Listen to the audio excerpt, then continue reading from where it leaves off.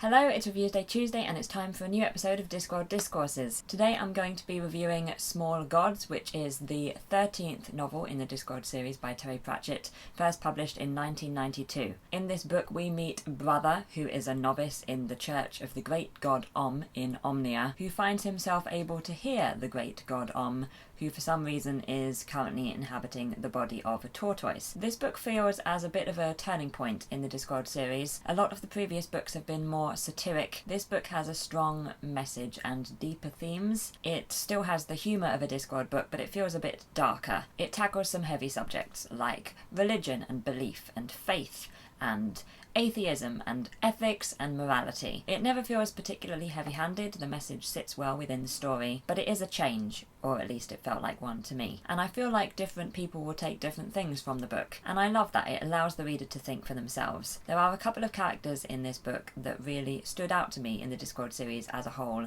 particularly in this reread of the series. I think Vorbis is one of the worst villains. He scares me a lot as a character, and also Brother. To be honest, I didn't remember Brother very well before I reread this book. I wouldn't have put him at all in a list of favourite Discworld characters, but after this reread I definitely would. Maybe I didn't get on with him as well the first time round. Maybe I just read Small Gods at a weird time in the series, so it didn't sit in my memory so well. But either way, I really loved Brother as a character this time round. I love the way he sees the world, I love his memory, and I love the way he responds to other characters. Really fantastic. I'm so happy I reread this book. I feel like this book has a few sections. There's the start where Brother is in Omnia, and then the next is when he leaves Omnia and gets to see more of the world, and then there's the section where he is returning to Omnia, and then I'd put the final section as Brother being back in Omnia. And I personally enjoyed the book more after we left Omnia, after the first section, where we get to see more clearly the contrasts between Omnia and the surrounding areas, and when Brother is starting to look at the world and the church a bit differently. And I'd say that just generally the second section and the final section were my favourites. It also got slightly patchy to me when Brother was returning to Omnia, so I guess my relationship with this book kind of just had some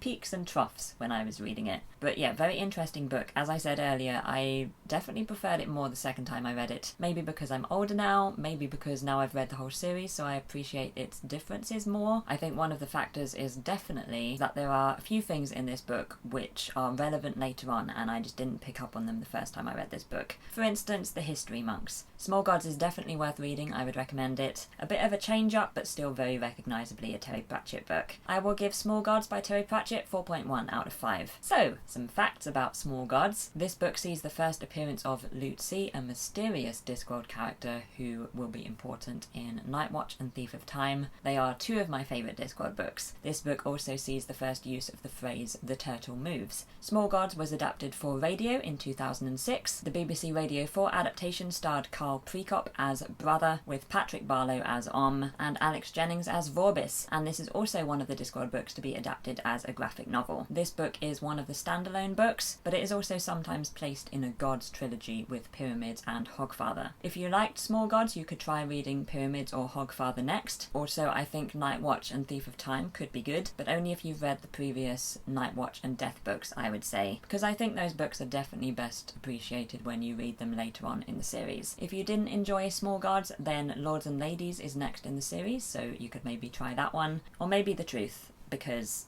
it's another standalone book and it's also further along in the series. I would really love to know what you think about Small Gods. If you have read it, please let me know in the comments below. The next book I'll be reviewing in Discworld Discourses is Lords and Ladies, and that review will be on the 6th of August 2019. And if you'd like to see a full list of the Discworld books and when I'm planning on reviewing them, then I will put a link to that in the description below. Let's move across to the end screen. If you would like to see some more Discworld Discourses or my latest video, then you can do so below me here. And you can also subscribe to my channel or visit my website if you should wish to, beside me here. And if you fancy checking out my Patreon, then the link to that is in the description below. I hope you have a fantastic day, and I will see you soon.